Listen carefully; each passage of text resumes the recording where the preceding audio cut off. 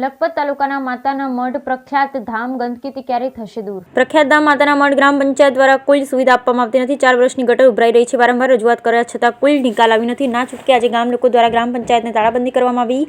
જ્યાં સુધી નિર્ણય નહીં આવે ત્યાં સુધી ગામ પંચાયતને ખુલ્લી દેવાશે નહીં. ખરેખર કહેવાની હદ હોય. આવરી લાપરવાહી તંત્ર શરમ નથી આવતી. માતાના મઢ તીર્થધામ છે અને જે ત્યાં ગટર છલકાય છે. આવડો મોટો યાત્રાધામમાં મોટી સંખ્યામાં યાત્રાળુ આવે છે. ગંદકી ભોગ બને છે. વેપારી ના છૂટકે ગંદકીમાં વેપાર કરે.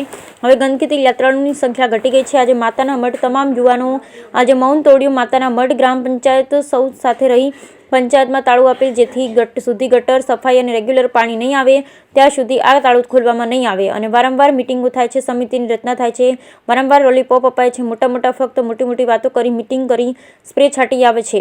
બધા વચ્ચે આવી વાતો કરે છે. આખું ગામ લોકોથી હાલે છે. માતાના મઢ ગામ આખા તાલુકા હલવી શકે એવી રાજકારણી છે. ખૂબ કદાવર નેતા છે. અધ્યક્ષ આ ગામ આપેલું છે. તમામ પક્ષના હોદ્દેદાર છે. ફક્ત નામ મોટું છે. શરમ કરો. આજે તમામ ગામના તમામ યુવાનો આગળ આવી રહ્યા છે. પંચાયત તાળા મારેલ છે. જ્યાં સુધી તાત્કાલિક નિર્ણય નહીં આવે ત્યાં સુધી તાળા નહીં ખુલે. Bureau report Rameshbhai Bhanushali, Nadiad. વારંવાર રજૂઆતો કરવા છતાં ખરેખર માતાના મઢમાં 3 થી 4 વર્ષથી ગટરની સમસ્યા માથાનો દુખાવો બની છે. ન છૂટકે આજે માતાના મઢના તમામ યુવાનો સાથે રહી અને માતાના મઢ ગ્રામ પંચાયતને તાળા આપ્યા છે.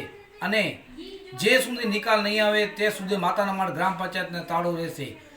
માતાના મઢની બજારની અંદર વેપારીઓ, ગ્રામજનો, યાત્રાળુઓ ખરેખર મચ્છર, માખી તમામની એટલી ગંદકી હદ વગરની ગંદકી થઈ ગઈ છે.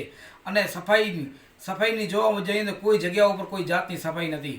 ખરેખર બહુ જબરદસ્ત તકલીફનો સામનો કરવો પડે છે.